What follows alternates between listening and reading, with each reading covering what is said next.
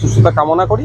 তবে এই যে অন্যায় করেছেন ওনারা, টাকার বিনিময়ে যে চাকরিগুলো বিক্রি করেছে, যারা মেধাযুক্ত চাকরি পাননি, মানিকবাবু হয়তো জামিন পেয়েছেন ঠিক কথা, কিন্তু মানুষের অভিশাপের হাত থেকে তিনি মুক্তি পাবেন কি পাবেন না প্রশ্ন থেকে যাচ্ছে। আজকে ট্রেড কালচারটা একটু চর্চিত ভাষা হয়ে দাঁড়িয়েছে। এটা আজকের নয়, এটা দীর্ঘদিন ধরে হয়ে আসছে। আজকে মেডিকেল কলেজগুলোতে থ্রেড কালচার একটা শিক্ষিত সমাজের এখান থেকে ভাষাটা উঠে আসছে বলে আমরা এটাকে খুব প্রাধান্য দিচ্ছি। দেখুন না, আমি ভাঙড়ের কথা বলছি।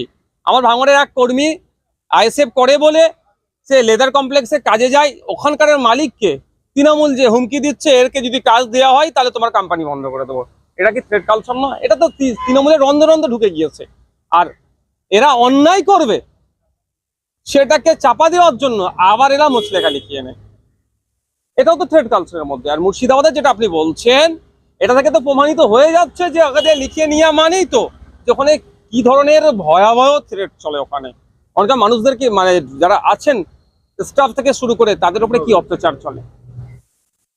প্রথম পর্যায়ে জুনিয়র চিকিৎসকরা যে দাবিগুলো রেখেছিল সেই নিয়ে একাধিকবার সরকার পক্ষের সাথে জুনিয়র ডক্টরদের আলোচনা হয়েছিল। তার পরবর্তীতে জুনিয়র ডক্টররা অবস্থান বিক্ষোভ তুলে নিয়েছিল।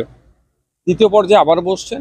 তবে একটা কথা আমি বলবো, কিছু কিছু জিনিসের একটা সময় থাকে, তবে সেটাও একটা আলটিমেটাম সরকারকে দেওয়া দরকার।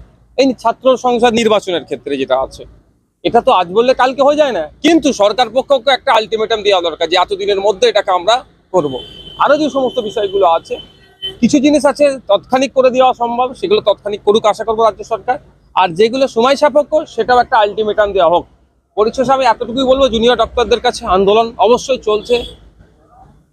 আন্দোলন গণতান্ত্রিক প্রক্রিয়াতে আন্দোলনের আমিও পক্ষপাতী, কিন্তু এটা মাথায় রাখতে হবে পরিষেবার ক্ষেত্রেও আমরা যারা আছি, আমি জুনিয়র ডাক্তারদের কাছে অনুরোধ করব যে পরিষেবাটা যাতে সচল থাকে, রুগী যাতে না কোনো রকমভাবে এই পরিষেবা থেকে ব্যাহত হয়, রুগী পরিষেবা থেকে, সেটাও আমি আবেদন রাখছি। আমি আশা করছি জুনিয়র ডাক্তারদের কাছে সেটাও মাথায় রাখুন। অনেক কিছু রিলে করা যায়, অনেক কিছু রিলে অনশনে আমরা অনেক করেছি যে রিলে অনশন করা যায়। সেক্ষেত্রে জুনিয়র ডক্টরদের যে তারা যে বৈধ দাবিগুলো নিয়ে আন্দোলন করছেন, আমি বলছি না আন্দোলনকে প্রত্যাহার করে নিতে, কিন্তু একটু অনুরোধ আমার একজন আমি জনপ্রতিনিধি হিসাবে, কারণ আমার ভাঙড় থেকেও প্রচুর রুগী চিত্তরঞ্জনে আসে, আরজি করে আসে, বিভিন্ন মেডিকেলেও আসে কলকাতার। আমি তাদের সাথে কথা বলে তো বুঝতে পারি তারা আর্থিকভাবে দুর্বল বলে এখানে ছুটে আসতে হয়। ফলে যদি এখানে পরিষেবা না পায় তারা ক্ষতিগ্রস্ত হবে। সেই দিকে লক্ষ্য রাখতে বলবো জুনিয়র ডক্টরসদের কাছে যে আন্দোলন চলুক, সেটা প্রয়োজনে রিলে হবে কি কোন পদ্ধতি করলে করা যায় যাতে পরিষেবাগুলো দিয়ে পরিষেবা না ব্যাঘাত হয়, সেটা লক্ষ্য রাখবে। এটা নতুন নয়, ইতিপূর্বে দেখা গিয়েছে ত্রাণের তিরপল থেকে শুরু করে ত্রাণ সামগ্রী বিক্রি হয়ে গিয়েছে, করে দিয়েছে শাসকের যারা ছত্রছায়ায় থাকে। আর যে ত্রাণ বিলির কথা বলছেন, ও শুধু ওই আপনি ভিজুয়ালি আমরা বক্তব্য শুনছি, বাস্তবিক অর্থে কোনো জায়গার মানুষ সেই অর্থে ত্রাণ পাচ্ছে না। আমি ধন্যবাদ জানাবো যে এনজিও আছে বা বিরোধী অনেক রাজনৈতিক দল আছে, আমরাও যাচ্ছি। আমরা যেভাবে ত্রাণগুলো একদম যেখানে রিমোট এরিয়াতে গিয়ে পৌঁছে দিচ্ছি, সরকার পক্ষ সেটা করেনি। সরকারের কাজ ছিল এটাই, কটা বুথের মানুষ ক্ষতিগ্রস্ত হচ্ছে, কটা অঞ্চল ক্ষতিগ্রস্ত হচ্ছে, ভোটার লিস্ট অনুযায়ী ধরে মাথা পিছু ত্রাণ রেডি করে বাড়িতে পৌঁছে দিয়ে তার একটা রিসিভ কপি করে রাখা। সরকার এটা করেনি।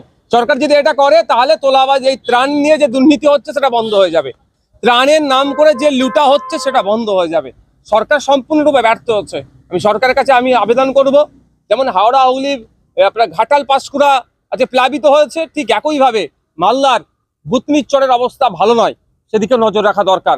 সেখানকার মানুষ ঠিকঠাক ত্রাণ পাচ্ছে না, তার যাতে ব্যবস্থা করা যায়। এবং আগামী দিনে এটা নতুন কিছু নয়, ভাঙড় সহ সারা রাজ্যে এটা হচ্ছে নিজেদের মধ্যে যে লড়াইটা হচ্ছে, আমরা গোষ্ঠীদ্বন্দ্ব বলছি, অনেকে অনেক কিছু বলছি, অ্যাকচুয়াল হচ্ছে সহজ সরল ভাষায় এটা হচ্ছে কে সিন্ডিকেটার্সকে কন্ট্রোল করবে, কে তোলাবাজিটাকে কন্ট্রোল করবে, কে ভাঙড়ের ক্ষেত্রে ওয়েটল্যান্ডকে বুঝিয়ে প্রাসার সময় বাড়ি করে বিক্রি করবে, কে অবৈধভাবে তোলা তুলবে, এই সবগুলো কাদের হাতে কন্ট্রোল থাকবে? শওকত সাহেবদের হাতে কন্ট্রোল থাকবে না আরাবুল সাহেবদের লবির হাতে কন্ট্রোল থাকবে? এই নিয়ে লড়াই চলছে। ভাঙড়ের ডেভেলপমেন্ট, ভাঙড়ের মানুষ কিভাবে পরিষেবা পায়, তার জন্য এদের এই ধরনের কোনো লড়াই নয়। এর সাথে ভাঙড়ের বাসীর কোনো সম্পৃক্ত নয়। তবে ভাঙড়ের বিধায়ক হিসাবে আমি চাইব এই ধরনের অশান্তি না ভাঙড়ে ঘটে। কারণ পঞ্চায়েত নির্বাচনে এই আরাবুল সাহেব সরকার সাহেবরা মিলে যে হিংসা করেছে, সাধারণ ভাঙড়বাসীর ওপরে যে অত্যাচার চালিয়েছে, একাধিক খুন হয়েছে, ক্ষতিগ্রস্ত হয়েছে, ওটা নতুন করে হোক ভাঙড়ে আমি চাই না।